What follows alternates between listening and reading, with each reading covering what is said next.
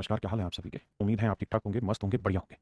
मेरे नन्हे-मुन्ने प्यारे बच्चों, रणधीर कुमार है, अमित कुमार है, खुशबू, विकास, अर्जुन कुंभकर, अब बहुत तेज नाम हो गया, अर्पित, शोभा कुमारी, गौरव ठाकुर, अनिल कुमार, गौतम प्रताप सिंह, शिवाजी कुमार, प्रियांशु, प्रतिभा, रणधीर, बस अब नाम नहीं पड़ जा रहा। मेरे प्यारे बच्चों, आप सभी को नमस्कार। आइए आगे बढ़ते हैं और हम आज कोशिश करेंगे कि कॉन्ग्रुएंसी खत्म कर लें और कॉन्ग्रुएंसी खत्म करने के बाद अगला कॉन्सेप्ट भी शुरू कर लें। आइए कोशिश करते हैं। देखते हैं कॉन्ग्रुएंसी आज कितने टाइम में खत्म होती है। अगर लंबी जाना पड़ा तो लंबी लेके जाएंगे क्लास। आइए मेरे प्यारे बच्चों, देखो यार, कॉन्ग्रुएंसी में मैंने कुछ सवाल थे पिछली क्लास में जो जहाँ तक मैंने कराए थे, उसके बाद बाकी ऐसे ही सवाल थे सेम जो कराए थे, तो वो सारे के सारे सवाल आपने होमवर्क में करना है। जहाँ से ठीक सवाल है वहाँ से आज मैं स्टार्ट कर रहा हूँ। क्वेश्चन नंबर 38 से आज ही मेरे प्यारे बच्चों, बढ़िया बढ़िया सवाल समझो, यहाँ से चालू हो गए 38 से। पीछे जो पढ़ा है कॉन्ग्रुएंसी का बेसिक पढ़ा है, कॉन्ग्रुएंसी की टर्म्स पढ़ाई है, जिससे आप चीजें समझ पाए। ये जो चीजें हैं ये हैं आपकी मजेदार चीजें कॉन्ग्रुएंसी को लेकर। अबे तू क्यों नाराज हो रहा है? आई, आप पहले सवाल पढ़िए, तब तक मैं कुछ कार्रवाई कर लेता हूँ सवाल से। आप करते रहिए।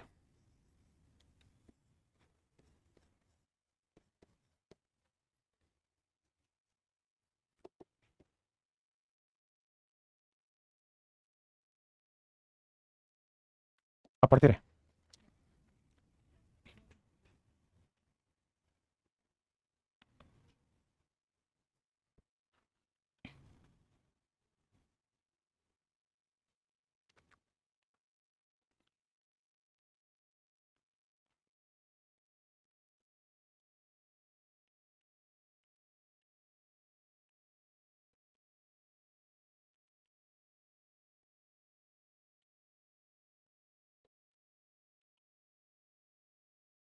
अब आता हूँ मेरे प्यारे बच्चों, मैं आपसे बात करें।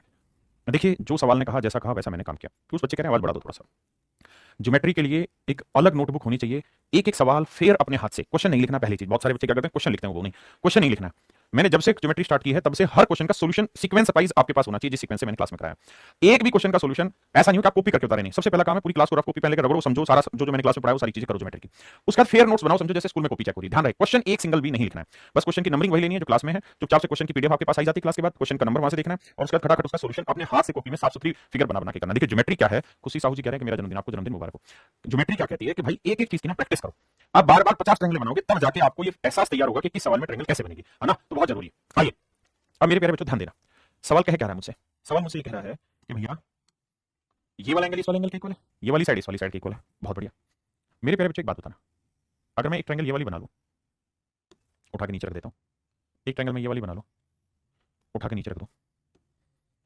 ए बी डी, ए ई सी।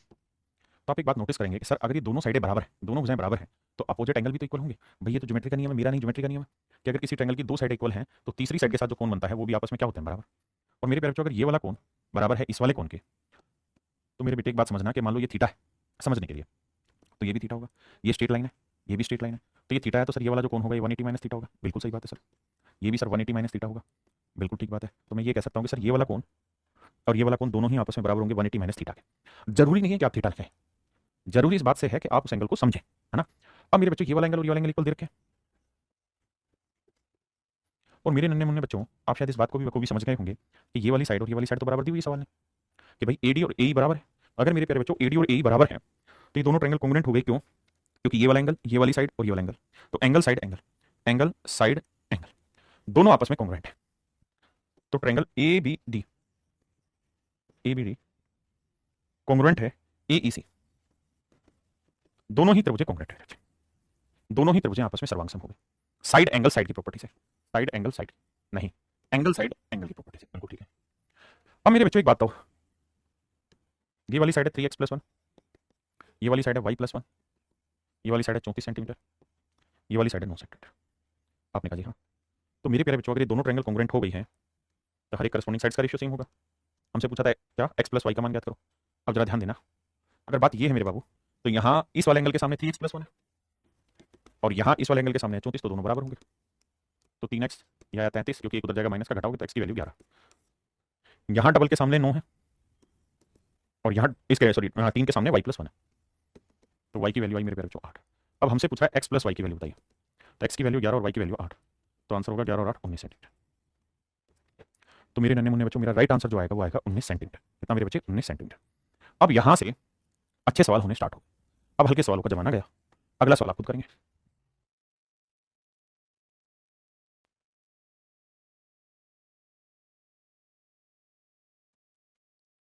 देखिए मेरे दोस्त, सवाल में कह रहा है दिए गए चित्र में AD बराबर ए,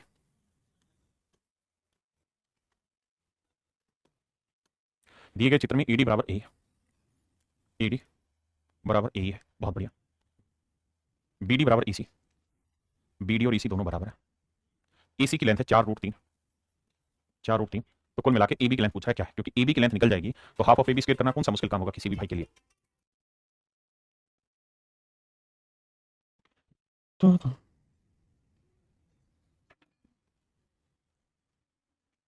अब देखना मेरे बच्चे, अगर ये दोनों ही साइडें बराबर है तो इसका मतलब ये कोण और ये कोण बराबर है, और ये दोनों कोण बराबर होंगे तो फिर ये वाला एंगल और ये वाला एंगल भी बराबर होगा। पिछले वाले में समझा आपने कहा ओके रिपोर्ट है। अगर ओके रिपोर्ट है तो फिर कहानी हटाते हैं। अब मोटी मोटी बात समझने की कोशिश करिए कि दोनों ट्रायंगल कॉन्ग्रुएंट हो गई। क्यों कॉन्ग्रुएंट हो गई? क्योंकि ये वाली साइड, ये वाला एंगल और ये वाली side, side angle side, side angle side. तो साइड एंगल साइड से मेरे प्यारे बच्चों दोनों त्रिभुज कॉन्ग्रुएंट हो गए। साइड एंगल साइड से मेरे प्यारे बच्चों दोनों ही त्रिभुज आपस में क्या हो गए? सर्वांग सम हो गए।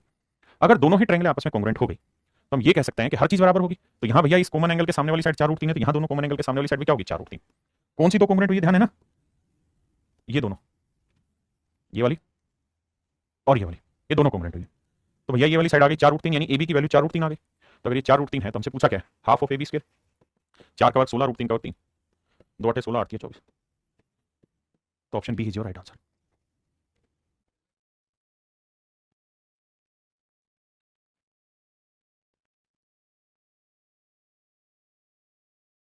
कह दी गई आकृति में PQRS एक समानांतर चतुर्भुज है। PQRS मेरे बच्चे जिस सवाल में फिगर दे रखी होगी उस सवाल में फिगर मैं भी ऐड ऑन करूंगा, जिसमें नहीं होगी उसमें मैं भी ऐड ऑन नहीं करूंगा।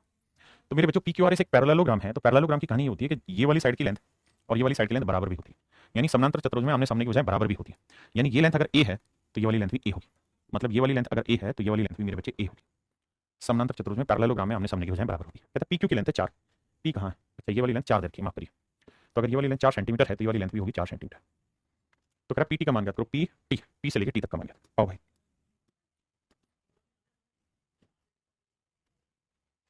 आइए बाबू, ध्यान से मेरी बात को सुनिए। ये वाला एंगल और ये वाला एंगल आपस में इक्वल होंगे। आप कहें क्यों इक्वल होंगे? ध्यान दोगे तो जेड बन रहा है। क्या बन रहा है मेरे प्यारे बच्चों? जेड। ये वाला एंगल और ये वाला एंगल इक्वल हुए, इन्हें हम बोलेंगे अल्टरनेट इंटीरियर एंगल, एकांत अंतःखंड के कोण। आपने कहा बिल्कुल ठीक है। मेरे प्यारे बच्चों इस बात पे भी ध्यान देना है क्या कि ये वाला एंगल और ये वाला एंगल भी आपस में बराबर होंगे, इन्हें हम कहेंगे वर्टिकल अपोजिट एंगल। आपने कहा सर ये बात तो ठीक है। हम ये बात भी कह रहे हैं कि भैया ये वाला एंगल और ये वाला एंगल भी इक्वल होंगे, यानी मैंने तीनों एंगल आपको इक्वल प्रूव करके दिखा दी, बाकी चीजों का काम बाद में। मैंने कहा कि भाई ये वाला कोण इस वाले कोण के बराबर होगा, ये वाला कोण इस वाले कोण के बराबर होगा, ये वाला कोण इस वाले कोण के बराबर। पहले इतनी बात समझिए, उसके बाद चर्चा करेंगे। पहले इतनी बात को खुल के मन में सेट करिए, बाकी चीजें बाद में। अब देखिए, अब सवाल ने कहा है कि भाई यू जो है वो क्यूआर का मिड पॉइंट है। यू जो है मेरे प्यारे बच्चों वो क्यूआर का मिड पॉइंट है। You is the mid point of QR, कि भाई क्यूआर का मध्य बिंदु है यू। अगर यू मिड पॉइंट है तो इसका मतलब ये लेंथ और ये लेंथ बराबर है।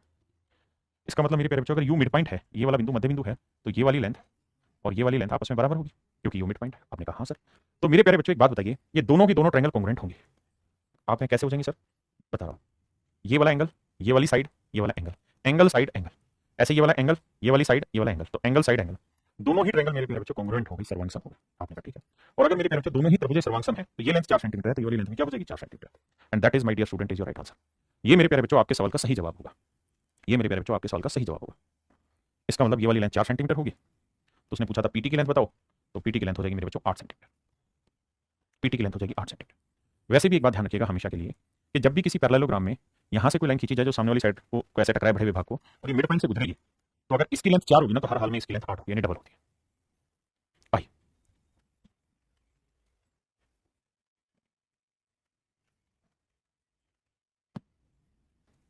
देखिए सवाल में कह रहा है आरेख जिसमें एबीसीडी एक समानांतर चतुर्भुज है, एबीएल एक रेखाखंड है जो ईबीसी का मध्य बिंदु है। ई जो है मेरे प्यारे बच्चों बीसी का मध्य बिंदु है। यदि सीडी 11 सेंटीमीटर है, सीडी 11 सेंटीमीटर है, तो एल की लेंथ बताओ, तो यहां बंद करके कह दो कि 22 सेंटीमीटर। कितनी होगी मेरे बच्चे? 22 सेंटीमीटर होगी, सोचना ही नहीं।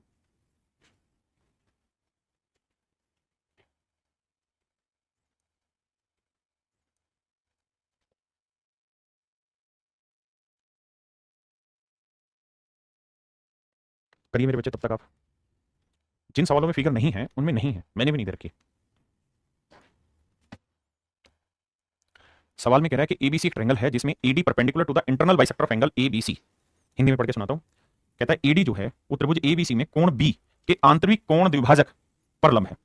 यानी मेरे बच्चे ये ए है, ये बी है, ये सी, तो सवाल में कह रहा है कि भैया अगर हम इस वाले एंगल का एंगल बाइसेक्टर खींच दें, इस वाले एंगल का एंगल बाइसेक्टर खींच दें, एंगल बाइसेक्टर खींच दें मतलब हमने इस कोण को दो बराबर भागों में बांट दिया।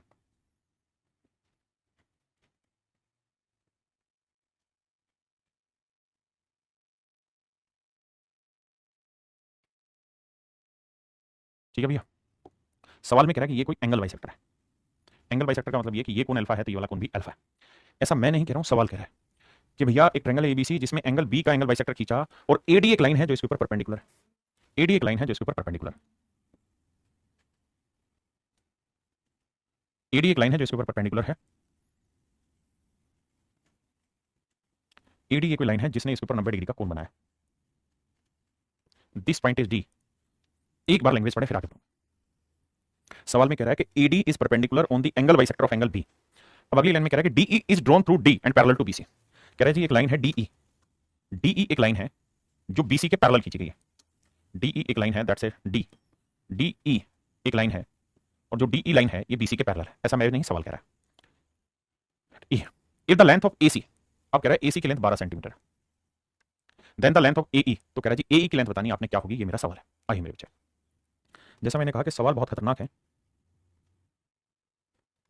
ध्यान देना।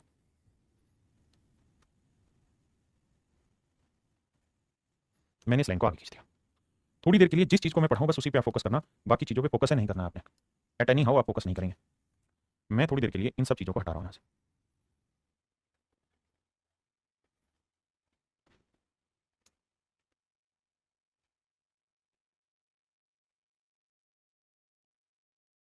अब भाई मेरे प्यारे बच्चों, मैं ये कह रहा हूं कि ये दोनों ट्रायंगल कॉन्ग्रुएंट है, ये दोनों त्रिभुज सर्वांगसम है। आप बस ये बता दीजिए क्यों है सर्वांगसम। मैं आपको रीजन दूंगा कि मेरे बच्चे एक बात बताओ, ये एक स्ट्रेट लाइन है, ये एक स्ट्रेट लाइन है। आप कहेंगे हाँ जी ये तो आपने नागिन बना रखी है तो स्ट्रेट लाइन, इसमें कोई दो राय नहीं। अगर मेरे बच्चों ये एक स्ट्रेट लाइन है, अगर ये एक सीधी रेखा है, अगर ये एक सीधी रेखा है तो यहां से मैंने एक एंगल बाइसेक्टर खींचा, ये एंगल बाइसेक्टर 90 डिग्री का कोण बना रहा है, बिल्कुल। और ये सीधी रेखा, अगर ये सीधी रेखा और ये कोण 90 डिग्री का है तो मेरे प्यारे बच्चों ये वाला कोण भी कितने का होगा, 90 डिग्री का होगा, बिल्कुल ठीक है। अब मेरे प्यारे बच्चों ये दोनों की दोनों ही ट्रायंगल कॉन्ग्रुएंट है। क्यों है सर्वांगसम, उसका कारण है कि भैया ये वाली जो लेंथ है ना, ध्यान से देखोगे तो दोनों ही ट्रायंगलों में कॉमन है, बिल्कुल कॉमन है जी, दोनों ही ट्रायंगलों में कॉमन है। इस त्रिभुज में और इस त्रिभुज दोनों में कॉमन है। तो बच्चे ये हुआ एंगल, ये हुई साइड, ये हुआ एंगल, तो एंगल साइड एंगल। अब यहां आओगे तो ये हुआ एंगल, ये हुई साइड और ये हुआ एंगल, तो एंगल साइड एंगल क्या होगी मेरे प्यारे बच्चों, कॉन्ग्रुएंट होगी। एंगल साइड एंगल से दोनों की दोनों त्रिभुजें क्या होंगे, सर्वांगसम होगी। देखिए ज्योमेट्री में हर चीज आसान नहीं मिलेगी, ज्योमेट्री बहुत मतलब डीप से समझने वाली चीज है। और अगर ये कॉन्ग्रुएंट हो गई, अगर ये दोनों त्रिभुजें सर्वांगसम हो गई तो इससे सिद्ध हुआ कि भैया हर चीज बराबर होगी, हर चीज बराबर होगी तो यहाँ 90 के सामने वाली साइड ये और यहाँ 90 के सामने वाली साइड ये बराबर हो गया। यहाँ अल्फा के सामने वाली साइड ये, यहाँ अल्फा के सामने वाली साइड ये भी बराबर हो गया। और मेरे प्यारे बच्चों ये सीधी लाइन है, ये सीधी लाइन है और ये सीधी लाइन में ये लेंथ और ये लेंथ बराबर है, तो क्या हम ये नहीं कह सकते कि भैया ये मिड पॉइंट होगा क्योंकि ये और ये दोनों बराबर आ रही है। आपने कहा हाँ। और सर अगर ऐसा है तो हटाते हैं वो बंदिशें। भैया ये था ई, ये था सी। अब बाकी सारी चीजें छोड़ के सिर्फ इस बात पे फोकस करो कि ए ये था कोई पॉइंट मान लो M, A M C triangle में ले रहा हूं, ए एम सी ट्रायंगल ले रहा हूं, डी इसका मिड पॉइंट है, तो मैं एक नई ट्रायंगल बना रहा हूं दैट इज ए एम सी,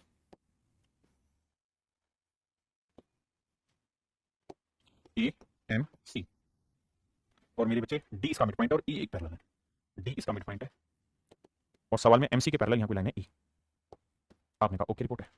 अब मेरे बच्चे एक बात आना, ये लेंथ है 12 सेंटीमीटर, ये लाइन अगर इस लाइन के पैरेलल है, अगर ये लाइन इस लाइन के पैरेलल है मेरे बच्चे, तो इसका मतलब ये होगा कि जो रेशियो इस साइड का इस साइड से होगा वही रेशियो इस साइड का इस साइड से होगा।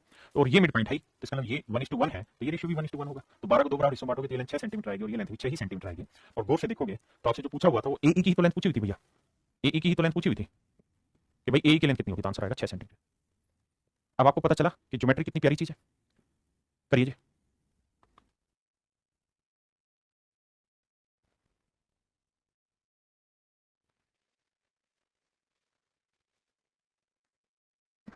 देखिए सर सवाल में कह रहा है कि ट्रायंगल एबीसी में एंगल सी 54 डिग्री का है, त्रिभुज एबीसी में कोण सी 54 डिग्री का, बिंदु डी से ए बी का लंब समद्विभाजक। आओ यार एक चीज बतानी है, एक शब्द होता है जिसे हम कहते हैं परपेंडिकुलर बाइसेक्टर, परपेंडिकुलर एंडिकुलर बाइसेक्टर, समकोण समद्विभाजक, समकोण समद्विभाजक, समकोण समद्विभाजक। क्या होता है जी समकोण समद्विभाजक, परपेंडिकुलर बाइसेक्टर। मेरे प्यारे बच्चों परपेंडिकुलर बाइसेक्टर एक ऐसी लाइन होती है, जैसे मान लीजिए ये कोई लाइन है, तो परपेंडिकुलर बाइसेक्टर जो होगा वो एक ऐसी लाइन होगी जो इसके ऊपर परपेंडिकुलर भी होगी और इसे दो इक्वल पार्ट्स में बांटेगी, यानी परपेंडिकुलर भी होगी मेरे बच्चों और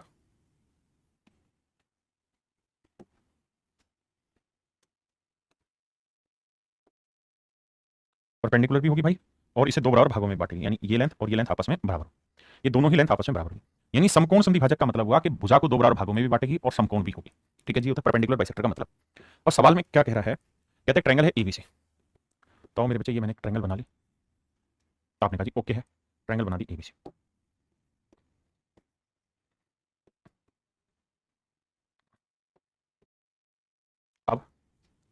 अब साहब एक चीज बताना, ये ट्रायंगल बन गई, ये त्रिभुज बन गई मेरे बच्चों एबीसी। तो सवाल में कह रहा है कि एंगल सी जो है वो 54 डिग्री, सी 54 डिग्री है, बिंदु डी से ए बी का लंब समद्विभाजक, कहते हैं डी से ए बी का लंब समद्विभाजक खींचा गया, मतलब एक ऐसी लाइन खींची गई जो इसके ऊपर परपेंडिकुलर भी बना रही है और इसे दो बराबर हिस्सों में बांट रही है, यानी यहां इसके ऊपर परपेंडिकुलर भी होगा और दो बराबर हिस्सों में भी बांटेगा।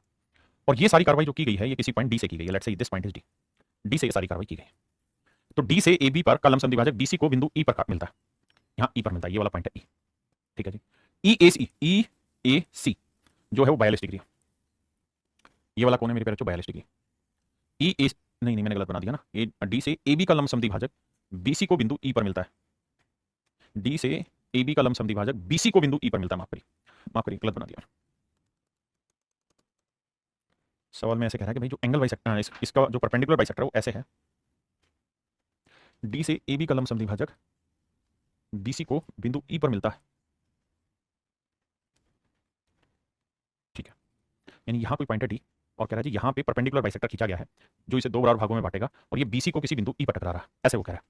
ई A C 42 degree, E A C 42 degree, E A C that is 42 degree, ये 42 डिग्री। तो ए बी सी का मान ज्ञात करिए क्या होगा। तो मेरे प्यारे बच्चों ये वाला एंगल आपसे पूछा जा रहा है क्या होगा, ये आपका सवाल। पहले आराम से सवाल को पढ़िए, डाटा चेक करिए, फिर सवाल पे आगे बात करें, जितना पढ़ोगे उतना बेटर तरीके से अंडरस्टैंड कर पाओगे।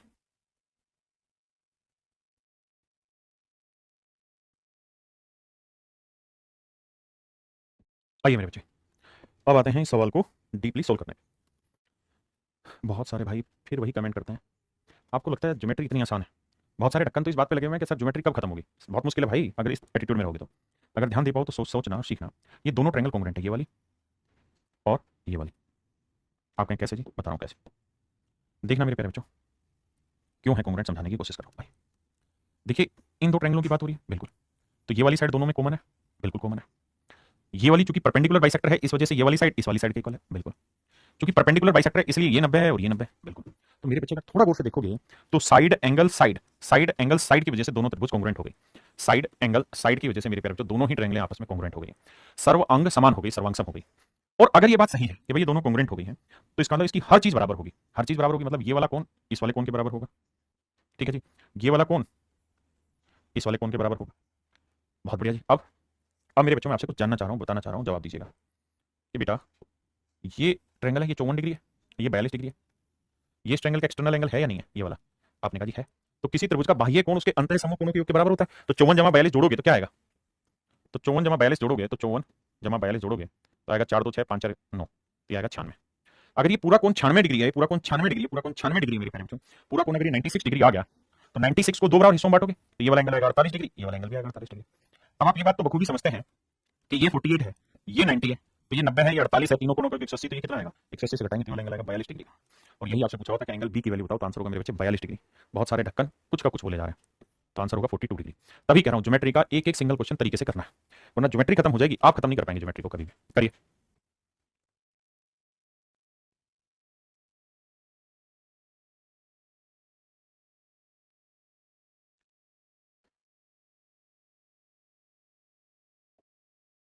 और मेरे बच्चे सवाल में कह रहा है in triangle ABC M is the mid point of side AB. कहता है जी ये कोई ट्रायंगल है एबीसी, इसमें भुजा बीसी का मध्य बिंदु है M, and N is a point in the interior of ABC, N कोई इसके अंदर कोई पॉइंट है, sorry M is the mid point of side AB, AB का मध्य बिंदु है एम और मिड पॉइंट है, तो इसका मतलब ये साइड और ये साइड आपस में इक्वल होगी।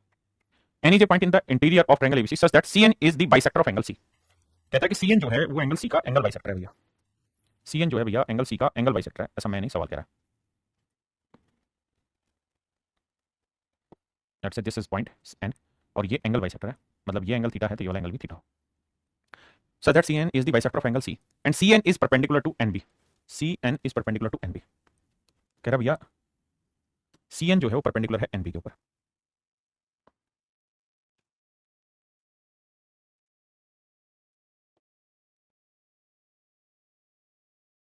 कह रहा सी एन परपेंडिकुलर है एन बी।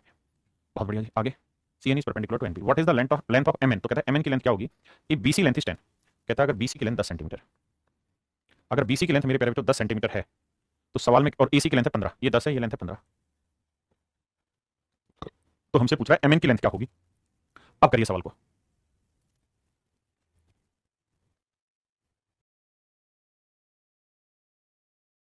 देखिए मेरे बच्चे, पेपर का क्वेश्चन है, बहुत ही शानदार और जानदार सवाल है, आइए ध्यान देना। अगर मेरे प्यारे बच्चों में इस वाली लाइन को आगे बढ़ा दो, यहां तक लेके चला गया, कोई दिक्कत आपको नहीं, ये एन मैंने यहां रख दिया, आपने कहा ओके रिपोर्ट है, ये परपेंडिकुलर है तो ये वाली लेंथ भी मेरे प्यारे बच्चों परपेंडिकुलर होगी, बिल्कुल। अब जरा गौर फरमाइएगा, देखिए पेपर के क्वेश्चन है जो एसएससी में लगातार पूछे जा रहे हैं। आपको लग रहा होगा सर पता नहीं कहां से लेवल उठा रहे हैं, उठा नहीं रहा हूं, ज्योमेट्री में अच्छा लेवल आता है, ज्योमेट्री में अच्छा लेवल आता है। आइए अब मेरे प्यारे बच्चों मैं दो ट्रायंगल पे चर्चा करना चाह रहा हूं, एक तो इस वाली ट्रायंगल में, ठीक है जी, और एक इस वाली में। ये दोनों ही ट्रायंगल आपस में कॉन्ग्रुएंट है, दोनों त्रिभुज सर्वांग है। आप ऐसा क्यों है कॉन्ग्रुएंट, उसका कारण समझाता हूं। ये दोनों कॉन्ग्रुएंट क्यों, उसके पीछे एक बड़ा कारण ये है कि भैया ये वाली जो साइड है ये दोनों ही ट्रायंगलों में कॉमन है, बिल्कुल है। ये एंगल 90 है, ये एंगल 90 ना थीटा, ये थीटा, ये एंगल 90, ये एंगल 90, तो बाबू मेरे ये एंगल, ये साइड, ये एंगल, ऐसे ये एंगल, ये साइड, ये एंगल, तो आपने नाम सुना है ना एंगल साइड एंगल, दो एंगल के बीच में एक साइड अगर आ जाए तो मेरे प्यारे दोनों की दोनों ट्रायंगल आपस में कॉन्ग्रुएंट हो जाएंगी, और अगर ये सर्वांगसम हो जाएंगी तो ये लेंथ 10 सेंटीमीटर है तो ये वाली लेंथ भी 10 सेंटीमीटर होगी। ये पूरी लेंथ कितनी है 15, ये यहां से यहां तक की कितनी आ गई 10, तो ये लेंथ कितनी है मेरे प्यारे बच्चों 5, तो ये लेंथ आई 5 सेंटीमीटर। दूसरी बात है कॉन्ग्रुएंट है तो हर चीज बराबर होगी, ये भुजा इस भुजा के बराबर होगी, ये कॉमन होगी तो ये साइड इस साइड के बराबर होगी। यानी मोटी बात आप ये भी समझ गए कि n जो है ना सर, अगर इसका नाम मैं d रख दूं तो n जो है वो bd का मिड पॉइंट है, क्योंकि इसे दो बराबर हिस्सों में बांट रहा है। आपने कहा जी ये बात तो ठीक है, हम इस बात को स्वीकारते हैं। अगर स्वीकारते हो तो फिर आइए आगे, अब इससे आगे की कार्रवाई चालू होगी। तो मेरे प्यारे बच्चों अब मैं क्या कर रहा हूं, इन वाली साइडों को हटा दे रहा हूं यहां से, क्योंकि मुझे इनकी जरूरत ही नहीं, ठीक है जी। मेरे बच्चों एक बात बताना, ये है डी, ये है डी, ये है मेरे प्यारे बच्चों एन, ये है एन। अगर आप ध्यान देंगे तो इस वाली साइड का भी मिड पॉइंट एम है, क्योंकि ये दोनों साइड बराबर दे रखी थी, और इस वाली साइड का भी मिड पॉइंट क्या निकाल प्रूफ कर दिया हमने, एन प्रूफ कर दिया। तो मेरे प्यारे बच्चों आपने एक चीज नोटिस की कि इस साइड का मिड पॉइंट एम है, इस साइड का मिड पॉइंट एन है, और अगर हम किसी ट्रायंगल की किन्हीं दो साइड्स के मिड पॉइंट को मिलाएंगे, जब हम किसी त्रिभुज की किन्हीं दो भुजाओं के मध्य बिंदुओं को मिलाएंगे तो जो लाइन बनेगी, वो तीसरी लाइन के पैरेलल भी होती है और उसकी आधी भी होती है। तो ये लेंथ 5 सेंटीमीटर है तो ये लेंथ होगी 2.5 सेंटीमीटर, ये वाली लेंथ हो जाएगी मेरे प्यारे बच्चों 2.5 centimetre, and that is my dear student is your right answer. ये मेरे प्यारे बच्चों आपका करेक्ट आंसर होगा। तो सवाल में यही पूछा था कि भाई लेंथ कितनी होगी, तो 2.5 सेंटीमीटर लेंथ होगी मेरे प्यारे बच्चों 2.5 सेंटीमीटर।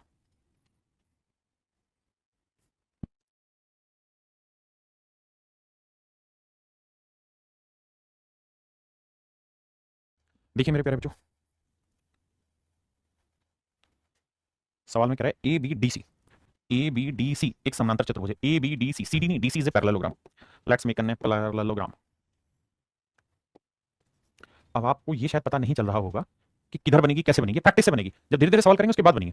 जिसमें विकर्ण एडी, कहता है जिसके अंदर एक डायगोनल है AD, let's say AD is diagonal, AD एक डायगोनल है, जिसमें विकर्ण एडी और बीसी परस्पर एक दूसरे को ऊपर काटते हैं, कहते हैं दोनों डायगोनल एक दूसरे को ऊपर इंटरसेक्ट करते हैं। So this might be the point that we are going to discuss, that is O A और डी एफ, ए ई और डी एफ भुजा बीसी पर ई तथा एफ पर लंबवत है। आओ भैया, सवाल में वो ये कह रहा है कि ए ई और डी एफ यहां परपेंडिकुलर है, ए ई और डी एफ यहां परपेंडिकुलर। तो बताइए निम्नलिखित में से कौन सा कथन सत्य है। तो आपको बताना निम्नलिखित में से कौन कौन सा कथन सत्य है। ध्यान रखना sequence A B C D मत करना, उसने लिखा था ए बी डी सी, तो ए बी डी सी मैंने लिखा।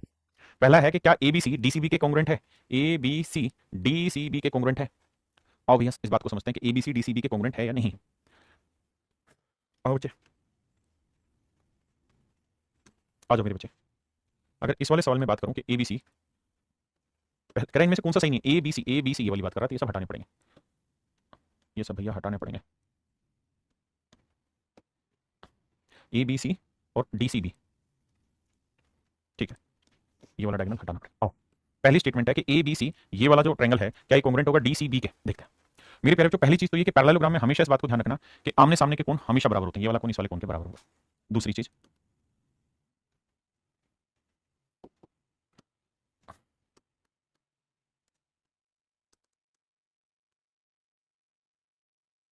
आना जरा यहाँ। तो मेरे प्यारे बच्चों एक बात देखना, ये वाला जेड बन रहा है तो ये वाला एंगल इस वाले एंगल के इक्वल होगा। इन्हें वर्टिकल अपोजिट एंगल कहते हैं। वर्टिकल अपोजिट नहीं, एकांत अंतःखंड के कोण कहते हैं। तो ये वाला कोण इस वाले कोण के बराबर होगा। बिल्कुल सही बात है। ऐसे ही मेरे प्यारे बच्चों यहां भी जेड बनता दिखाई दे रहा होगा आपको, क्योंकि ये भी पैरेलल लाइन है। तो ये वाला कोण इस वाले कोण के इक्वल होगा। बिल्कुल सही है। ये भी इंटरनल अल्टरनेट इंटीरियर एंगल है, तो ये वाला कोण इस वाले कोण के बराबर होगा। बिल्कुल ठीक है। तो अब हमसे सवाल में पूछ रहा है कि क्या जो पेयर है वो ठीक है। आओ,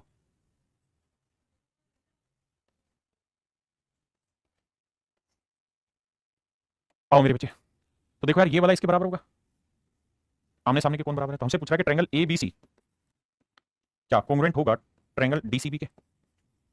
तो देखो यार एंगल ए और डी इक्वल होने चाहिए, तो ए और डी इक्वल होंगे। एंगल बी और एंगल सी इक्वल होना चाहिए, यानी इसका एंगल बी और इसका एंगल सी इक्वल होगा। और इसका एंगल सी और इसका डी, इसका सी और इसका डी भी बराबर होगा। तो ये बात तो सही है कि दोनों के दोनों आपस में कॉन्ग्रुएंट ट्रायंगल होंगे। इसमें कोई दिक्कत नहीं है मेरे बच्चों, इसमें कोई दिक्कत मेरे प्यारे बच्चों हमको नहीं। अब आते हैं अगले सवाल पर। अगले सवाल में अगली स्टेटमेंट में कह रहा है कि ए ओ ई और डी ओ एफ क्या दोनों कॉन्ग्रुएंट होंगे। आओ भाई अब इसको भी समझने का प्रयास करते हैं।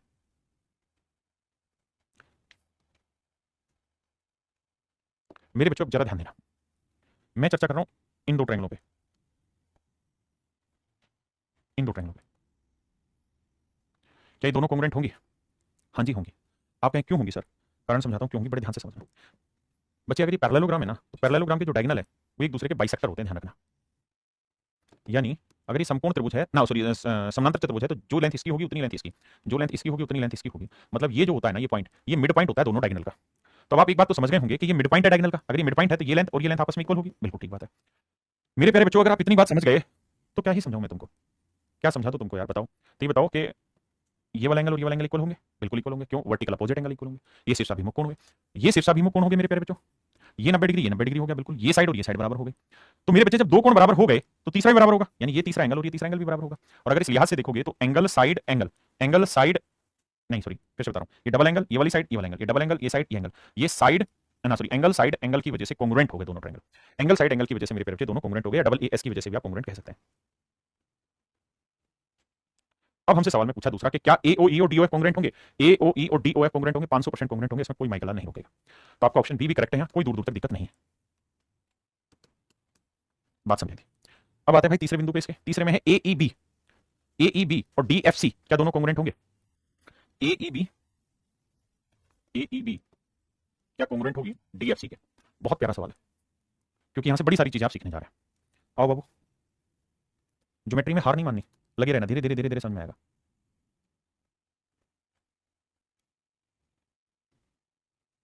आओ मेरे बच्चे, मेरे प्यारे बच्चों, ये मैंने अभी समझाई एक चीज आपको, क्या आप इस बात को समझिए कि जितनी लेंथ इस चीज की होगी ना उतनी ही लेंथ इस चीज की भी होगी।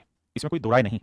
दोनों की जो लेंथ होगी मेरे प्यारे बच्चों बराबर होगी। आपने कहा ठीक है, यानी मैं आपको ये कहना चाह रहा हूं कि बेटा ओसी जो होगा वो बेसिकली बराबर होगा ओबी के। आपने कहा ठीक है। और अगर मेरे बच्चों ऐसा है तो आपने अभी एक चीज नोटिस की कि मैंने बताया कि ट्रायंगल में ये वाली ले रहा हूं और एक ट्रायंगल में ये वाली ले रहा हूं। हमें करना था ए ई बी और डी एफ सी। तो ए ई बी नहीं बनाया ना मैंने, शायद ये वाला बनाना था, ए ई बी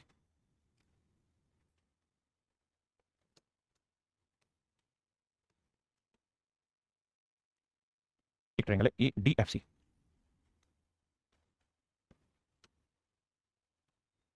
आओ मेरे बच्चे, अब मैं नाम रखता हूं, ये था ए, ये था ई और ये था बी। ये दोनों परपेंडिकुलर है। ये था मेरे प्यारे बच्चों क्या, डी, ये था सी और ये था एफ। ये परपेंडिकुलर। मेरे बच्चे एक बात बताना,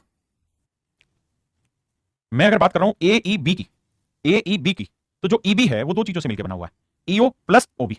और ये मैंने अभी आपको समझाया कि बेटा ये जो लेंथ होंगी हमेशा बराबर होंगी। अगर ये लेंथ ए सेंटीमीटर है तो आंख बंद करके मान लीजिए ये वाली लेंथ भी ए ही सेंटीमीटर होगी। आपने कहा ठीक है। और अभी थोड़ी देर पहले ये भी समझा कि ये दोनों ट्रायंगल भी छोटी कॉन्ग्रुएंट होगी, तो इसलिए ये लेंथ अगर मेरे बच्चों एक्स सेंटीमीटर है तो ये वाली लेंथ भी एक्स सेंटीमीटर होगी। इसमें भी दो राय नहीं है। यानी मेरे बच्चे ईबी की अगर मैं आपसे लेंथ पूछूं क्या होगी तो आप कहेंगे एक्स प्लस ए। ईबी की जो लेंथ होगी वो एक्स प्लस ए होगी। और ऐसे ही मेरे प्यारे बच्चों अगर मैं आपसे पूछूं ये वाली लेंथ बताओ, एफ सी की लेंथ बताओ, तो यहां से यहां तक की लेंथ ए और ये लेंथ एक्स है, तो ये लेंथ भी ए प्लस एक्स होगी। आपने कहा ठीक है, हमें कोई दो राय नहीं है इसमें, हमें इतनी बात में कोई दो राय नहीं। आप शायद ये बात भी अच्छे से समझते होंगे कि भैया सीडी की जो लेंथ है और एबी की जो लेंथ है वो बराबर होगी, क्योंकि पैरेललोग्राम की अपोजिट साइड है, पैरेललोग्राम की अपोजिट साइड है, और अगर पैरेललोग्राम की अपोजिट साइड है तो इक्वल होती है। दूसरी चीज आपने देखा था कि हमने ये प्रूव किया था कि दोनों ट्रायंगल कांग्रुएंट है, तो कांग्रुएंट है तो जितनी लेंथ इस एल्टीट्यूड की होगी उतनी लेंथ इस एल्टीट्यूड की होगी, मतलब ये वाली लेंथ इस वाली लेंथ के मेरे पैरेलल जो बराबर होगी, हाँ है ना। और यहां देखोगे तो ये लेंथ तीसरी साइड के बराबर होगी, तो ये साइड ये साइड ये साइड उसकी भी तीनों करस्पॉन्डिंग साइड आपस में बराबर आ गई मेरे प्यारे बच्चों। इसका मतलब साइड साइड साइड से ये दोनों ट्रायंगल आपस में कांग्रुएंट है, साइड साइड साइड की वजह से ये दोनों ट्रायंगल कांग्रुएंट है, हाँ है ना। मेरी बात आप समझ पाए, बहुत बढ़िया।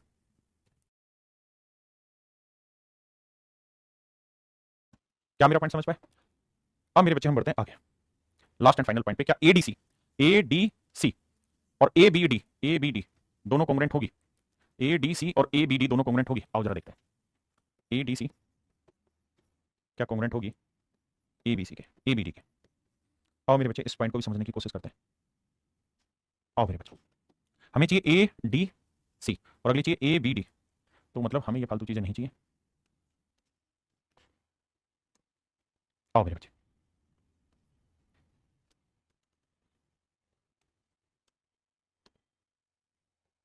आइए मेरे बच्चे, देखो यार ये तो तय है कि ये वाला एंगल इस वाले एंगल के इक्वल होगा, बिल्कुल ठीक है। अगर आप थोड़ा कॉन्सेप्चुअली चलेंगे तो जेड बन रहा है, तो ये एंगल इस एंगल के इक्वल होगा, बिल्कुल ठीक है। तो ये वाला कोण इस वाले कोण के बराबर होगा, बिल्कुल। ऐसे ही मेरे प्यारे, तो ये वाला कोण इस वाले कोण के बराबर हो, तो दोनों ट्रायंगलें कांग्रुएंट हो जाएंगी। उसका कारण क्या है कि भैया ये वाली साइड इस वाली साइड के इक्वल है, ये वाली साइड इस वाली साइड के इक्वल है, और ये वाली साइड तीनों में कॉमन हो जाती है, तो इसलिए वो सवाल भी नहीं बनता। लेकिन फिर भी हमें समझना होगा।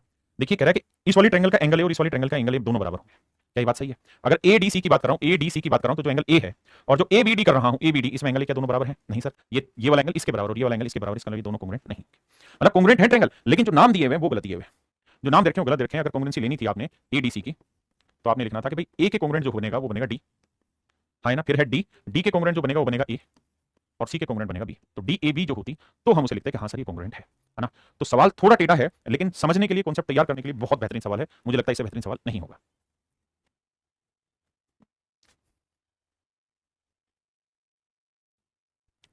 तू जो हाथ कहेगा तो मैं हाथ।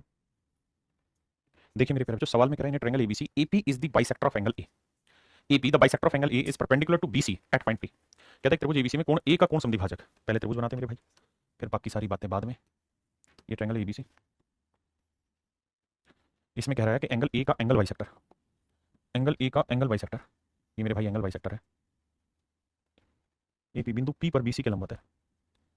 कह रहा है कि भाई ये एंगल बाइसेक्टर भी है आना, और ये किसी पॉइंट पी के ऊपर परपेंडिकुलर भी है, किसी पॉइंट पी के ऊपर परपेंडिकुलर भी है, बिंदु पी पर बीसी के लंबवत है। बीपी और पीसी का माप, बीपी और पीसी का माप क्रम से एक्स और 3y है, ये एक्स है ये 3y है। मेरे बच्चों इस बात को ध्यान देना, ये एंगल बाइसेक्टर मैंने नहीं कहा, सवाल ने दे रखा है। ए बी और एसी का माप 4x, ए बी 4x है मेरे प्यारे बच्चों, और एसी जो है वो 5y जमा 21 है, 5y जमा 21 है। तो सवाल में कह रहा है एक्स प्लस वाई का मान ज्ञात करिए, क्या होगा? तो जो रात है। अब मेरे बच्चे बड़ा ही आसान है छांटना, कैसे कि सर ध्यान देना, ये वाली साइड क्या होगी, दोनों में कॉमन होगी, बिल्कुल। ये वाला एंगल लंबेगा, ये वाला एंगल लंबेगा, ये वाला एंगल और ये वाला एंगल इक्वल एंगल बाइसेक्टर होने से। तो मेरे बच्चे एक बात बताओ, ये बात हम समझ नहीं गए कि सर ये कोण इस कोण के बराबर, ये वाली साइड कॉमन हो गई, ये कोण इस कोण के बराबर, तो angle side angle, angle side angle A S A की वजह से कांग्रुएंट हो गई। और मेरे प्यारे बच्चों ये कांग्रुएंट है तो हर साइड इक्वल होगी। तो बाबू यहाँ 90 के सामने वाली साइड 5y जमा 21 है, और यहाँ 90 के सामने वाली साइड 4x है, ये बराबर होगी, बिल्कुल। यहाँ एंगल बाइसेक्टर के सामने वाली साइड x है, और यहाँ एंगल बाइसेक्टर के सामने वाली साइड 3y है, ये भी बराबर होंगे। मतलब x की जगह हम 3y लिख सकते हैं, तो अगर हम x की जगह 3y लिखेंगे तो 4x लिखना होगा, तो 4 से गुना करेंगे, 4x 4 3 12y, तो भैया 5y जमा 21। तो मेरे बच्चे x की वैल्यू 3y, तो 3 चौक 12y है, तो 12 में से 5 गया 7y बराबर 21 है, तो y की वैल्यू आया 3, y की वैल्यू 3 है तो 3 3 9, तो x की वैल्यू मेरे प्यारे बच्चों। अब कहानी को बहुत प्यार से डिटेल से समझो।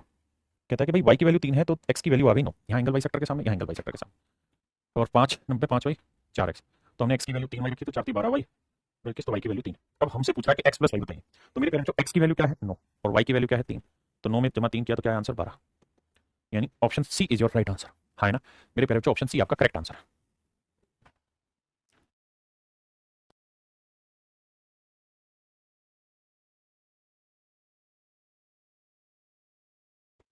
देखिए यार दिए गए चित्र एबीसीडी और एबीई है, कह रहा है एबीसीडी और एबीई दोनों ही पैरेललोग्राम में समानांतर चतुर्भुज हैं, आर पैरेललोग्राम, कह रहा है दोनों ही पैरेललोग्राम है, कौन कौन सा, एबीसीडी और एबीई, दोनों ही मेरे प्यारे बच्चों पैरेललोग्राम। कौन कौन से हैं जी, ध्यान देना, ए बी ई एफ, अगर ये पैरेललोग्राम है तो यहां से समझ में आना चाहिए कि ए बी जो होगा वो इक्वल होगा ई एफ के, और ए एफ इक्वल होगा बी ई के। ए एफ इक्वल होगा मेरे प्यारे बच्चों बी ई के। दूसरी बात मेरे बच्चे, अगला पॉइंट समझो क्या, कि ये वाला भी मेरे प्यारे बच्चों पैरेललोग्राम है ए बी सी डी। तो हमें ये बात भी समझनी होगी कि अगर ये पैरेललोग्राम है तो ए बी जो है, ए बी जो ई एफ के इक्वल था ए बी डी सी के भी इक्वल होगा, क्योंकि आमने सामने की वजह बराबर है। आपने कहा ठीक है जी। अब ए डी और बी सी भी बराबर होंगे, ए डी और बी सी भी मेरे प्यारे बच्चों साइड है बराबर। सवाल में कह रहा है कि ए बी की वैल्यू है 4, तो मेरे बच्चे अगर ए बी की वैल्यू 4 है, नाराज क्यों हो रहा है भाई बोर्ड, अगर ए बी की वैल्यू 4 है तो ई एफ की वैल्यू भी 4 होगी और बी सी की वैल्यू भी 4 होगी। आपने कहा ये भी ठीक है। तो कह रहे डी ई का मान बताइए क्या होगा, डी ई का मान बताना, ये पूरी लेंथ निकाल के बतानी क्या होगी, ये हमारा सवाल है।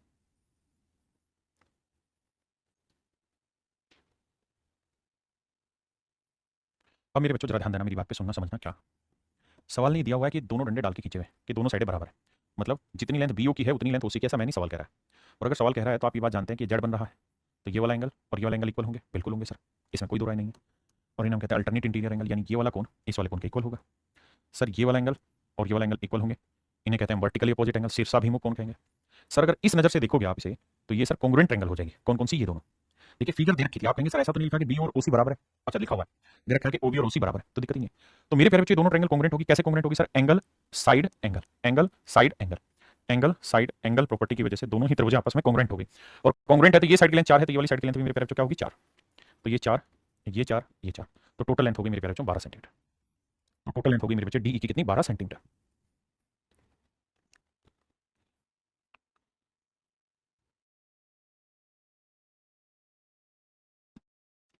देखिए सवाल में करें the given figure A B is parallel to F D, कहता है एफ डी और ए बी पैरेलल है, ए सी और जी ई पैरेलल है, ए सी और जी ई पैरेलल है, और बी डी और सी ई बराबर है, बी डी और सी ई बराबर है। देखो मेरे बच्चे सवाल में कह रहा है ये लेंथ और ये लेंथ आपस में बराबर है। कहता है सी एफ की लेंथ है भैया, सी एफ की लेंथ है 13, बी डी सी ई के बराबर है, सी एफ की लेंथ है 13। तो कहता है ई जी की लेंथ याद करो, ई जी की लेंथ याद करो क्या होगा, ई जी की लेंथ निकालनी हमें क्या होगी।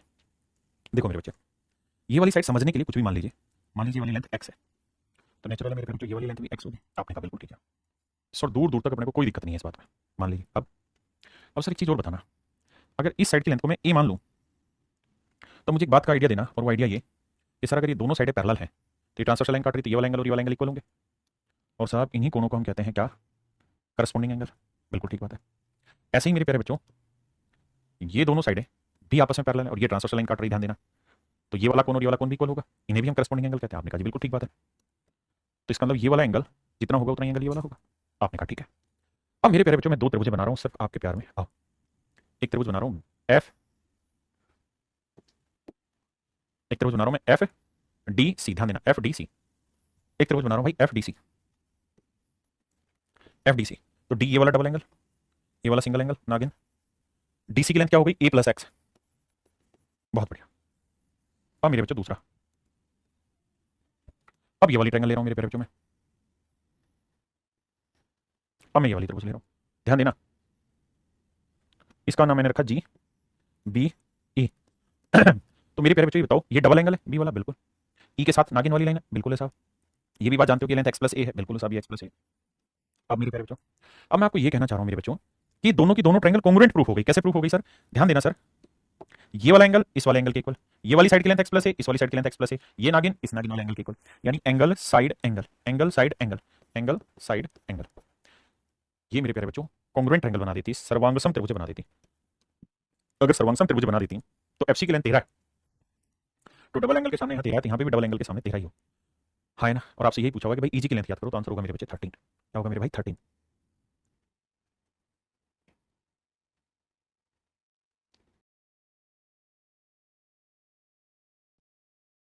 देखिए सवाल में कह रहा है कि एसी और ए इक्वल है, एसी और ए मेरे प्यारे बच्चों इक्वल है, एसी और ए बराबर है, यानी एसी और ए ई दोनों साइडें बराबर है, यानी एसी और ए दोनों भुजाएं आपस में बराबर है, ए बी और बी डी बराबर है, ए बी और ए डी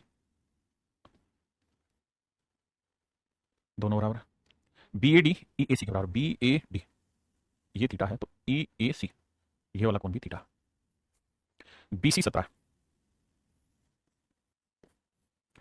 तो डी ई की लेंथ बतानी क्या होगी, डी ई की लेंथ मुझे बतानी क्या होगी। आइए मेरे बच्चे अब मुझे दो ट्रायंगल लेनी, लेकिन उससे पहले मुझे बताओ इस वाले एंगल को मैं अल्फा मान ले रहा हूं, आपने कहा ठीक है। अगर हम ऐसा मान ले रहे हैं तो ध्यान देना, मैं ये ट्रायंगल ले रहा हूं, ये ट्रायंगल ले रहा हूं, आपने कहा जी ले लो, यहां बना दीजिए, नाम रखो भैया, ये था ए, ये था डी, और ये था ई। ए के ऊपर मैंने डबल डंडे डाले हुए, एडी के ऊपर मैंने 3 डंडे डाले हुए, ये पूरा कोण theta plus alpha, theta plus alpha. अगर मेरे भाई आप चाहते हैं कि ये मैं वहीं वापसी लेके जाऊं मैं, तो आप इसे ऐसे देखिए, अब ये रुक, ये देखिए ए डी ई ट्रायंगल मैंने वापसी से उठाई, ये कोण थीटा प्लस अल्फा था, ये साइड डबल डंडे,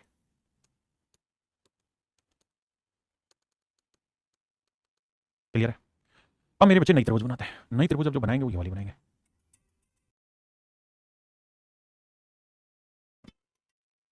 अब मेरे प्यारे बच्चों, इस वाले ट्रायंगल को हम यहाँ नाम दे रहे हैं, ये था ए, ये था बी, और ये था सी, ये है 3 डंडे, और ये था डबल डंडे। आपने कहा बिल्कुल ठीक है। अगर ध्यान दोगे तो आपको समझ में आएगा, ये वाला उठाया, तो ये वाला एंगल पूरा क्या, थीटा प्लस अल्फा, तो ये वाला एंगल है मेरे भाई थीटा प्लस अल्फा, ये वाला एंगल है मेरे प्यारे बच्चों थीटा प्लस अल्फा, बिल्कुल ठीक चीज है।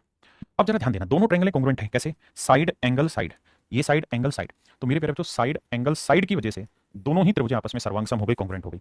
और अगर ये दोनों ही ट्रायंगल आपस में कॉन्ग्रुएंट हो गई मेरे प्यारे बच्चों, तो क्या होगा, तो सर हर चीज बराबर होगी। तो ये वाला बीसी की लेंथ है 17, जो थीटा प्लस अल्फा के सामने है, तो यहाँ थीटा प्लस अल्फा के सामने वाली साइड है डी, ये लेंथ भी क्या होगी 17, और आपसे डी ही पूछा हुआ, तो आंसर होगा 17। ये कॉन्ग्रुएंसी के अच्छे लेवल के सवाल है जो आपको पढ़ने चाहिए।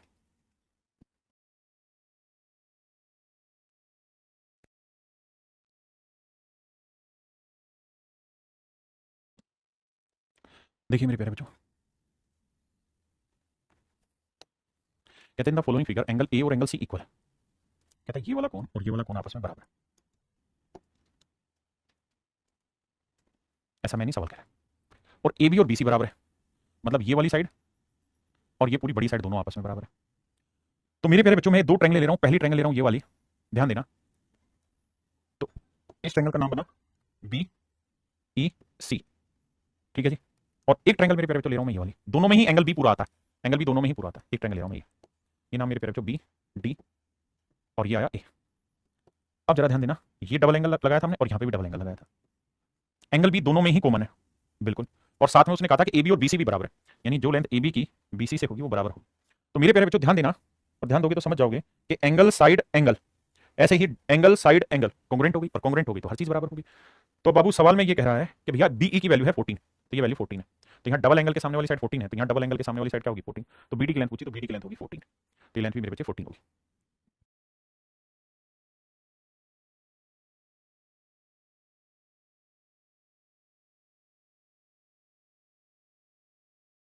देखिए मेरे बच्चे, कहता दी गई आकृति एक्स और वाई में एक त्रिभुज एबीसी की समान भुजाओं ए बी और एसी पर, देखिए इस पॉइंट को अंडरलाइन करिएगा, in the given figure X and Y are 2 points on equal side A B and AC, यानी मेरे नन्हे मुन्ने प्यारे बच्चों, ये सवाल ने दे रखा है कि ए बी और एसी बराबर है, ए बी और एसी आपस में बराबर है, A X equal to A Y, और कह रहा है ए एक्स और ए वाई भी आपस में बराबर है।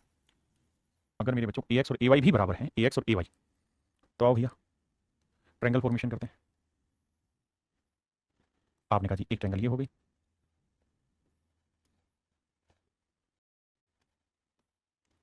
और एक ट्रायंगल मेरे प्यारे बच्चों ये वाली होगा, दोनों में एंगल ही कॉमन है, हाँ जी छोटी बना रहा हूं ताकि जगह कम है।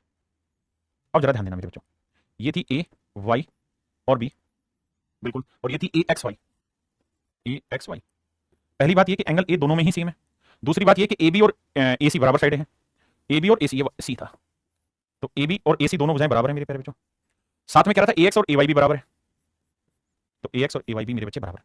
तो ध्यान से देखोगे इस सवाल में भी तो आपको पता चलेगा कि दोनों ट्रायंगल कॉन्ग्रुएंट हैं, क्यों, क्योंकि साइड एंगल साइड, दो डंडा सिंगल तीन, दो सिंगल तीन, तो साइड एंगल साइड ये भी कॉन्ग्रुएंट है, और अगर कॉन्ग्रुएंट है तो भैया हर चीज बराबर होगी। अब कह रहा था कि बाबू एक्स सी की जो वैल्यू है, एक्स सी कहां है, एक्स सी ये वाला, इसकी वैल्यू 12.5 है, तो वाई बी की वैल्यू क्या होगी, वाई बी इसकी वैल्यू क्या होगी, तो यहाँ सिंगल एंगल के सामने 12.5, तो यहाँ पे भी सिंगल एंगल के सामने होगी मेरे बच्चे 12.5,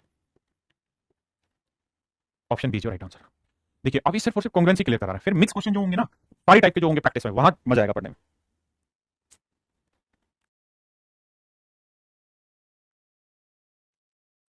देखिए मेरे बच्चे सवाल में क्या कह रहा है, सवाल में ये कह रहा है कि भाई एडी की लेंथ 3 है, यानी ये वाली जो लेंथ है, ये लेंथ 3 सेंटीमीटर, ऐसा सवाल कह रहा है, यानी एडी की जो लेंथ है मेरे बच्चों, ये वाली लेंथ,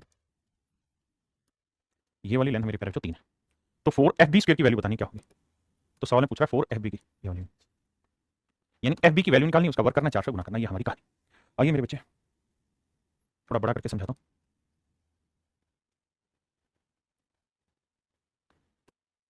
आइए मेरे प्यारे बच्चों, ध्यान देना। मैं एक ट्रायंगल तो ले रहा हूं मेरे प्यारे बच्चों, ये वाली। ठीक है जी, ध्यान देना सी के अंदर क्या क्या है। एक ट्रायंगल तो ले रहा हूं ये वाली, इसका नाम है ए, इसका नाम है डी, इसका नाम है सी। मोटी बात समझने की ये है कि अगर ये वाला एंगल मेरे प्यारे बच्चों थीटा है तो ये वाला एंगल 90 है, तो ये पूरा एंगल क्या हो जाएगा 90 प्लस थीटा। ये पूरा एंगल हो जाएगा 90 प्लस थीटा।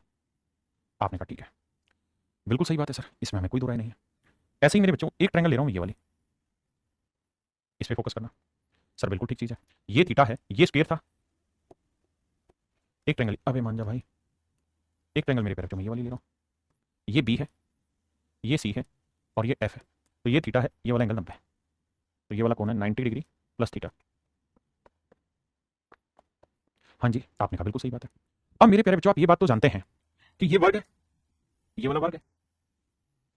हाँ जी सर, और अगर ये वर्ग है मेरे बच्चे तो आप ये बात खूबसूरती से समझते हैं कि एसी की लेंथ और जीएफ की लेंथ बराबर है, यानी जो लेंथ एसी की होगी वही लेंथ एफसी की होगी। बिल्कुल ठीक है, हमें कोई आपत्ति नहीं। ऐसे ही मेरे प्यारे बच्चों आप ये बात भी जानेंगे कि सर ये भी तो वर्ग है, तो ये भी वर्ग की बजाय, यानी जो लेंथ बीसी की होगी वही सीडी की होगी, जो लेंथ बीसी की होगी वही लेंथ सीडी की होगी।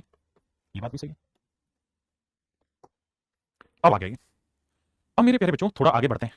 हमें दे क्या रखा था, हमें दे रखा था एडी की वैल्यू 3। बिल्कुल है, तो मेरे बच्चे दोनों ट्रायंगल कॉन्ग्रुएंट है। मैं कैसे प्रूव कराऊं, देखो, side angle side, side angle side, S A S से कॉन्ग्रुएंट होगी बाबू, साइड एंगल साइड से कॉन्ग्रुएंट होगी। और अगर मेरे प्यारे बच्चों कॉन्ग्रुएंट हो गई तो यहाँ 90 प्लस थीटा के सामने वाली साइड 3 है, तो यहाँ 90 प्लस थीटा के सामने वाली साइड भी 3 ही होगी। यानी मेरे प्यारे बच्चों बीएफ की जो लेंथ होगी वो यहाँ पे भी क्या होगी 3।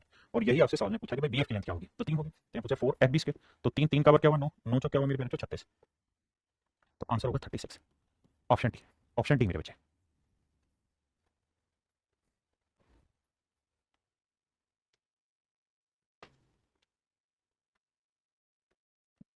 देखिए भाई सवाल में कह रहा है दिए गए चित्र में ए बी और डी बी बराबर है, ए बी और डी बी बराबर है, ए सी और डी सी बराबर है, और ये मेरे प्यारे बच्चों क्या होनी है कॉन्ग्रुएंट, ये तो तय है।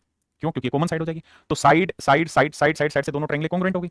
और अगर कॉन्ग्रुएंट हो गई तो भाई कॉमन साइड के सामने ये वाला एंगल 3 डंडे खींच दे रहा है, यहाँ 3 डंडे, यहाँ डबल के सामने 2, यहाँ डबल के सामने 2, यहाँ सिंगल के सामने 1, यहाँ सिंगल के सामने 1। अब कह रहा है कि A B D 58 degree, A B D पूरा कौन है 58 डिग्री, तो 58 का आधा करेंगे ये 29 आएगा, ये 29 होगा। ये तो हो चुका है सवाल, तो आसानी से कर लेंगे। अब डी बी सी की वैल्यू 29 है और वो दे रखा है 2x माइनस 4 के, इक्वेट कर देंगे। हाँ जी, ऐसे डी सी बी ये 63 डिग्री है, तो ये वाला एंगल भी 63 होगा, तो ए सी बी की वैल्यू इक्वेट कर देंगे और एक्स और वाई की अलग अलग वैल्यू फाइंड आउट कर लेंगे। है ना, सेम तरीका। पढ़िए मेरे बच्चे, कह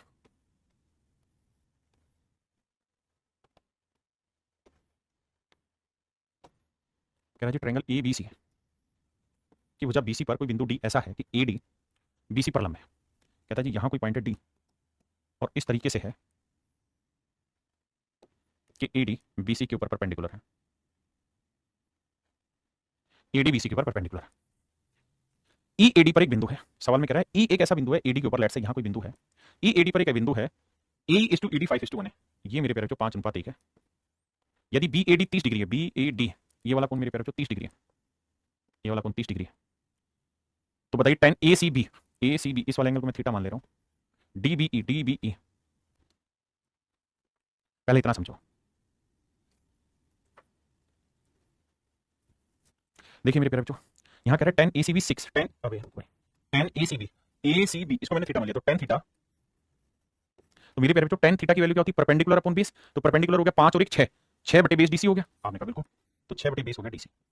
पहले सब समझना भाई, ये एंगल मैंने मान लो एसीबी है, इसको मैं सी ही रहने देता हूं, तो 10 एसीबी मतलब 10 ये वाला एंगल क्या रेशियो बनाता है सर परपेंडिकुलर अपॉन बेस। तो मेरे प्यारे बच्चे बताओ परपेंडिकुलर 5 और 1 6 बना, बेस बना डीसी इक्वल टू 6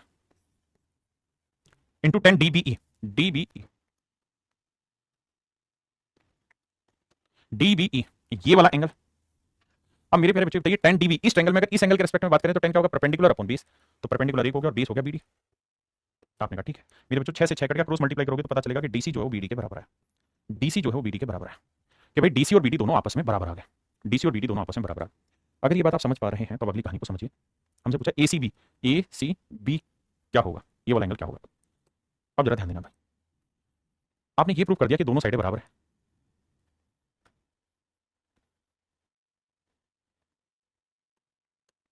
अब मेरे बच्चों एक बात बताना, अगर उसकी स्टेटमेंट से हमने ये प्रूव कर दिया कि बीडी और डीसी दोनों बराबर है, तो मेरे प्यारे प्यारे बच्चों एक बात बताना, ये वाली साइड दोनों ही ट्रायंगल में कॉन्ग्रुएंट है, इस वाली में और इस वाली में। बिल्कुल है सर, अगर ये दोनों में कॉन्ग्रुएंट है तो एक तो ये वाली साइड हो गई, ये वाला एंगल 90 हो गया, और एक ये वाली साइड हो गई। ये दोनों साइड आपस में बराबर, ये साइड और ये साइड बराबर, ये दोनों 90-90।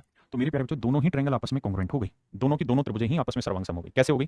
कारण क्या है सर? एक सिंपल सीधी सी बात ये है कि ये साइड दोनों में कॉमन है, ये एंगल 90 है, ये साइड, तो साइड एंगल साइड, ऐसे ये साइड ये एंगल ये साइड, तो साइड एंगल साइड की प्रॉपर्टी की वजह से ये दोनों ही त्रिभुजें आपस में कॉन्ग्रुएंट हो गई। और अगर कॉन्ग्रुएंट हो गई तो यहाँ इस साइड के सामने वाला एंगल भी 30 डिग्री होगा। और मेरे प्यारे बच्चों ये 30 है, ये 90 है, ये 30 ये 90 है, तो 90 जमा 30 तो ये वाला कोण कितना आएगा? तो आप कहेंगे जी 60 डिग्री। और यही मेरे बच्चे आपसे पूछा हुआ था, यही मेरे प्यारे बच्चों आपसे पूछा हुआ था। तो ऑप्शन सी आपका एब्सोल्युटली करेक्ट आंसर है। मेरे नन्हे मुन्ने बच्चों, आज आपका कॉन्ग्रुएंसी चैप्टर खत्म हुआ और मैं उम्मीद करता हूं कि जो भी मैंने आपको पढ़ाया है आपको बहुत अच्छे से समझ आया होगा, आपने बहुत ध्यान दिया होगा पढ़ने में, मजा आया होगा। अब आप कोशिश करिए कि सिमिलरिटी और कॉन्ग्रुएंसी का टारगेट लिया जाए और दोनों दोनों कॉन्सेप्ट को बढ़िया से बेहतरीन तरीके से पढ़ के खत्म किया जाए। तो आज के लिए इतना ही। Thank you, have a nice day to everyone. Thank you.